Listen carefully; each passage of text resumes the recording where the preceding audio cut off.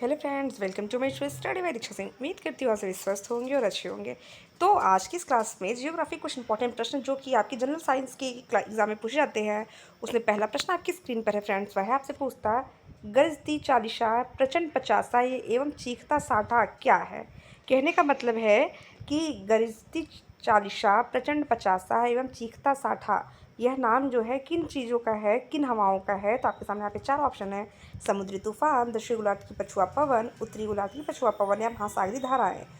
तो ये इस प्रश्न का जो ऑप्शन सही और सटीक होता है या इन पवनों का नाम है, तो वह है आपका ऑप्शन बी, दक्षिणी गोलार्ध की पछुआ पवन। दक्षिणी गोलार्ध की पछुआ पवन। नेक्स्ट प्रश्न में बढ़ते फ्रेंड। नेक्स्ट प्रश्न आपकी स्क्रीन पर जो दिखाई दे रहा है आपसे पूछता है, 8 डिग्री देशांतर किसके मध्य स्थित है। 8 डिग्री देशांतर, सॉरी अक्षांश होगी, 8 डिग्री अक्षांश किसके मध्य स्थित है। अंडमान, दक्षिण अंडमान एवं लघु अंडमान के बीच, मालदीव एवं मिनिकॉय के बीच, कोकोन द्वीप एवं उत्तरी अंडमान के बीच, या छोटा अंडमान व कार निकोबार के बीच। तो 8 डिग्री अक्षांश किसके मध्य स्थित है। तो इस प्रश्न का जो ऑप्शन सही और सटीक होता है वह है आपका ऑप्शन सेकेंड, मालदीव एवं मिनिकॉय के बीच। नेक्स्ट प्रश्न पे चलते हैं। नेक्स्ट प्रश्न आपकी स्क्रीन पर है फ्रेंड्स। वो आपसे पूछा, भारत में जलवायु के आधार पर फसलें हैं।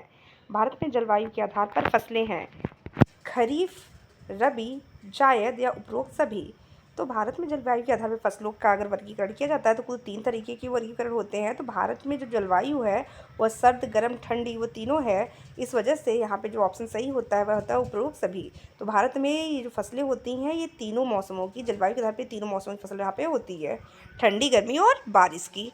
नेक्स्ट प्रश्न पे चलते हैं फ्रेंड। नेक्स्ट प्रश्न आपकी स्क्रीन पर है, कोयला उत्पादन स्थल को नौकर्स कहा जाता है। कोयला उत्पादन स्थल को नौकरस कहा जाता है, तो वह क्या है। कोयला उत्पादन स्थल जिसको आप नौकरस कहते हैं वो क्या है, नागपुर, लू, झिल्ली या कारातूस। तो इस प्रश्न का ऑप्शन सही और सटीक होता है ऑप्शन सेकेंड, लू। नेक्स्ट प्रश्न पे चलेंगे फ्रेंड। नेक्स्ट प्रश्न आपकी स्क्रीन पर है, वह आपसे पूछा, निम्नलिखित में कौन सा राज्य 7 बहनों में सम्मिलित नहीं है। 7 सिस्टर्स, ऐसे कौन से स्टेट है जिन्हें ऐसे कौन से 7 स्टेट्स हैं जिनको 7 सिस्टर्स के नाम से जाना जाता है। तो जाना जाता नहीं, आपसे पूछा नहीं है। तो इस प्रश्न को आप ध्यान से पढ़िएगा कि कौन सा राज्य से 7 बहनों में सम्मिलित नहीं है। अरुणाचल प्रदेश, असम, सिक्किम या नागालैंड। तो 7 सिस्टर्स के लिस्ट में नहीं है, वह स्टेट है आपका option third, Sikkim.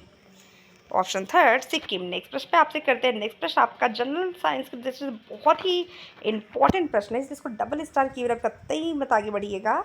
Kaziranga national park किसके लिए प्रसिद्ध है। सबसे पहले आपसे बताइए काजीरंगा नेशनल पार्क किसके लिए प्रसिद्ध है।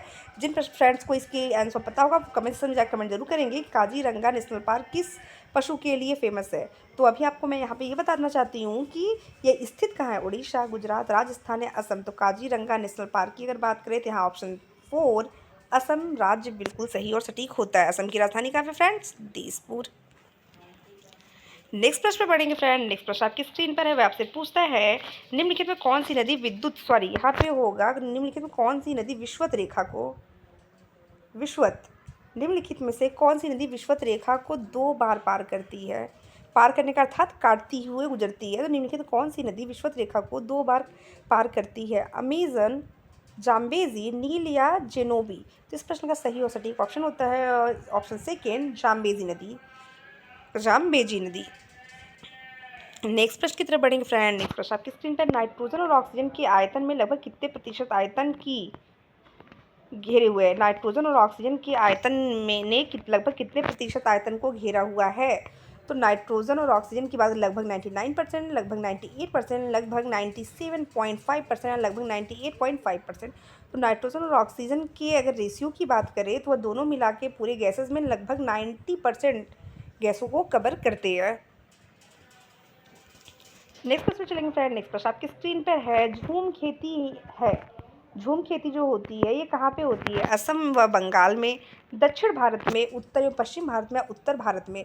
तो झूम खेती की अगर बात पे चर्चा करें फ्रेंड तो ये झूम खेती जो होती है ये दक्षिण भारत में होती है सॉरी फ्रेंड्स, दक्षिण भारत में होती है। नेक्स्ट प्रश्न पे चलेंगे फ्रेंड। नेक्स्ट प्रश्न आपकी स्क्रीन पर है, वह आपसे पूछता है, कैलाश पर्वत में, आपसे यहाँ पे पूछ रहा है कि कैलाश पर्वत के मैनम डुंग हिमनद से निकलने वाली ब्रह्मपुत्र नदी में कितनी दूर तक फैली हुई है? कैलाश पर्वत के मैनमडुंग हिमनद से निकलने वाली ब्रह्मपुत्र नदी भारत में कितने दूर तक फैली? 2900 किलोमीटर, 916 किलोमीटर, 2100 किलोमीटर या 918 किलोमीटर।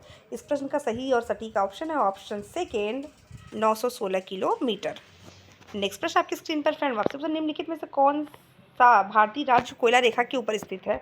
निम्नलिखित कौन सा भारतीय राज्य कोयला रेखा के ऊपर स्थित है? मोस्ट इंपॉर्टेंट प्रश्न है फ्रेंड्स ये। झारखंड, मणिपुर, मिजोरम या त्रिपुरा, निम्नलिखित में कौन सा भारतीय राज्य कोयला रेखा के ऊपर स्थित है? तो इस प्रश्न का सही और सटीक ऑप्शन है ऑप्शन सेकेंड, मणिपुर। नेक्स्ट प्रश्न पे चलते हैं फ्रेंड। नेक्स्ट प्रश्न आपकी स्क्रीन पर है, आपसे पूछता है अंडमान एवं निकोबार द्वीप समूह में सबसे ऊंची चोटी कौन सी है? अंडमान एवं निकोबार द्वीप समूह में सबसे ऊंचाई वाली चोटी कौन सी है? सैंडल पीक, माउंट ठुकेर, माउंट दिवालवोल्टो, माउंट कोवले। तो इस प्रश्न का सही और सटीक ऑप्शन देने से पहले फ्रेंड मैं आप सभी से यहाँ रिक्वेस्ट करना चाहती हूँ, अगर आप मेरे चैनल पर नए तो प्लीज़ मेरे वीडियो को लाइक, मेरे चैनल को सब्सक्राइब करना कतई ना भूलिए फ्रेंड, और साथ ही साथ बेल आइकन क्लिक कर दे ताकि हमारे चैनल के माध्यम से नए नए जितने भी वीडियो रहे वो आप तक आसानी से पहुँच सके। तो अंडमान एवं निकोबार द्वीप समूह की सबसे ऊँची चोटी की बात करें तो ये बहुत ही ईजी और बहुत ही स्पेशल प्रश्न है, वह है आपका option A, sandal peak. Next प्रश्न चलेंगे फ्रेंड। नेक्स्ट प्रश्न आपकी स्क्रीन पर है, निम्नलिखित में कौन सा नगर जापान का मैनचेस्टर कहा जाता है? निम्नलिखित में से कौन सा नगर जापान का मैनचेस्टर कहा जाता है? क्योटो, ओसाका, चुगाता, ट्योको। तो इस प्रश्न का ऑप्शन सही और सटीक होता है ऑप्शन सेकेंड, ओसाका। नेक्स्ट प्रश्न, निम्नलिखित राज्यों में से किसके 3 तरफ से अंतर्राष्ट्रीय सीमाएं हैं? निम्नलिखित से भारत का ऐसा कौन सा राज्य है? इंपॉर्टेंट प्रश्न है।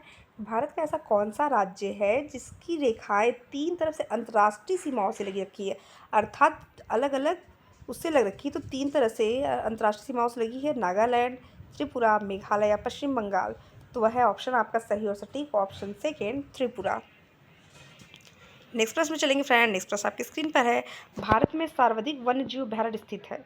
भारत के कौन से राज्य में सर्वाधिक वन्यजीव अभ्यारण्य स्थित है? मध्य प्रदेश, अंडमान एवं निकोबार, महाराष्ट्र या उत्तराखंड। इस प्रश्न का ऑप्शन सही और सही सटीक होता है ऑप्शन सेकेंड, अंडमान एवं निकोबार।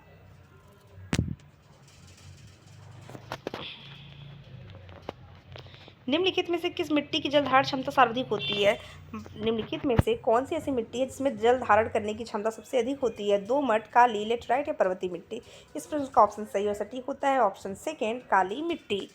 नेक्स्ट प्रश्न पे चलेंगे फ्रेंड। नेक्स्ट प्रश्न आपकी स्क्रीन पर है, निम्नलिखित में से दक्षिण भारत की सबसे ऊंची चोटी कौन सी है? तो अनाईमुड़ी, दोदा बेटा, गुरु शिखर या महेंद्रगिरी। तो दक्षिण भारत की सबसे ऊंची चोटी कौन सी है? तो फ्रेंड आप सभी कमेंट से समझाइए, कमेंट करते हैं, और इस प्रश्न का ऑप्शन मैं आपको दूंगी नेक्स्ट क्लास में। तब तक के लिए धन्यवाद।